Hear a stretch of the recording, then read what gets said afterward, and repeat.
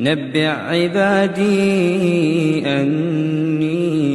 أنا الغفور الرحيم وأن عذابي هو العذاب الأليم ونبئهم عن ضيف إبراهيم إذ دخلوا عليه فقالوا سلاما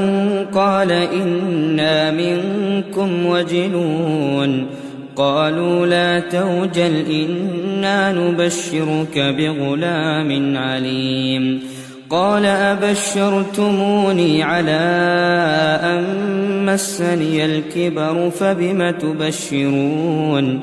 قالوا بشرناك بالحق فلا تكن من القانطين قال ومن يقنط من رحمة ربه إلا الضالون